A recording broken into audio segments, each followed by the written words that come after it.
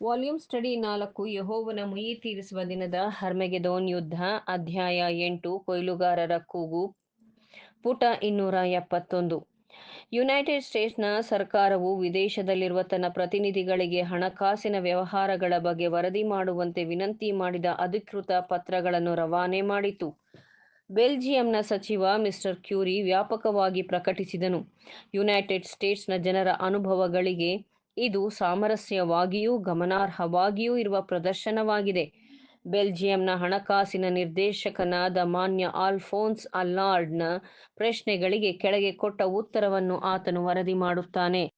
1873ರಿಂದ ಒಂದು ಬಿಕ್ಕಟ್ಟು ಎಲ್ಲದರ ಬೆಲೆಯ ಕುಸಿತವನ್ನು ಒಳಗೊಂಡು ಅದು ಈಗಲೂ ಮುಂದುವರಿಯುತ್ತಿದೆ. ಅದರ ಬೆಳವಣಿಗೆಯನ್ನು ನಿಲ್ಲಿಸಲು ಸಾಧ್ಯವಾಗುವಂತೆ ತೋರುತ್ತಿಲ್ಲ.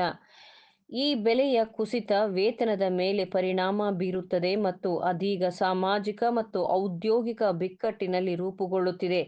1873ರಲ್ಲಿ ನಾವು ಏಕೆ ಮಾನೋಮೆಟಾಲಿಸಮ್ ಪದ್ಧತಿಗೆ ಅಂದರೆ ಮಾನೋಮೆಟಾಲಿಕ್ ಸಿಸ್ಟಮ್ಗೆ ಅಂದರೆ ಒಂದು ಲೋಹದ ಮೇಲೆ ಪೂರ್ಣವಾಗಿ ಅವಲಂಬಿಸಿರುವುದು ಅದು ಕುಂಟುತ್ತಿದ್ದರೂ ಯಾಕೆ ಅದಕ್ಕೆ ಹಿಂದಿರುಗಿದೆವು ಎಂದು ನೀವು ಕೇಳಬಹುದು.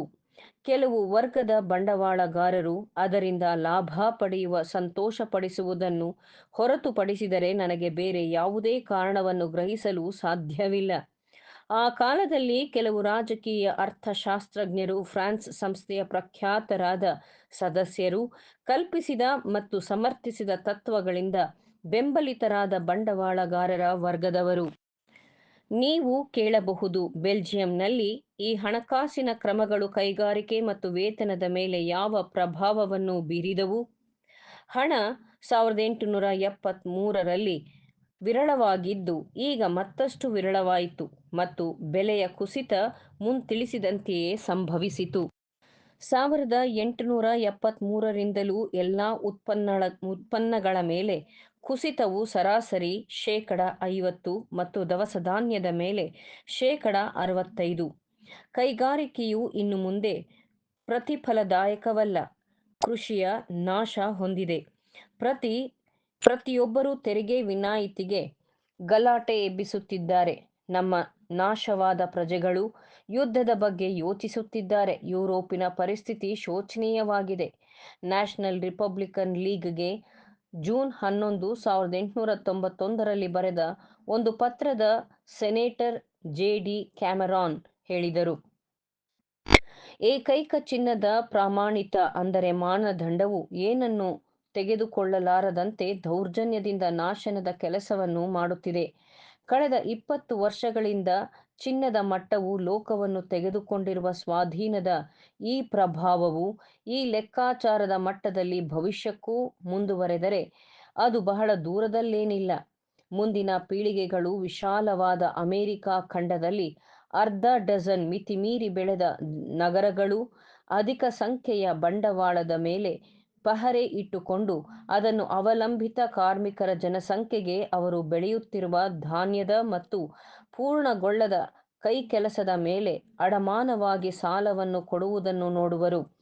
ಇಂತಹ ದೃಶ್ಯಗಳು ಪ್ರಪಂಚದ ಚರಿತ್ರೆಯಲ್ಲಿ ಸಾಮಾನ್ಯವಾದವು, ಆದರೆ ಅದರ ವಿರುದ್ಧ ನಾವು ದಂಗೆ ಏಳುತ್ತೇವೆ.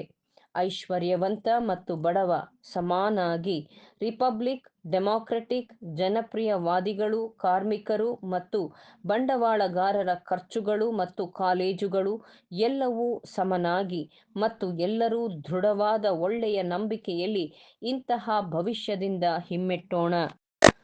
ಆಂಗ್ಲ ಬಂಡವಾಳಗಾರರಿಗೆ ಲೋಕದ ರೈತರು ಬಹಳ ಮುಖ್ಯವಾಗಿ ಯುನೈಟೆಡ್ ಸ್ಟೇಟ್ಸ್ ಮತ್ತು ಕೆನಡಾದ ರೈತರು ಗೋಧಿಯನ್ನು ರಫ್ತು ಮಾಡುವವರು ಏಕೆ ಕಷ್ಟಪಡುತ್ತಿದ್ದಾರೆಂದು ಗೊತ್ತಿದೆ. ಕೆಲವೊಮ್ಮೆ ನಮ್ಮ ಸ್ವಂತ ಸ್ವಾರ್ಥದಿಂದಾಗಿದೆ ಎಂದು ಒಪ್ಪಿಕೊಳ್ಳುತ್ತಾರೆ.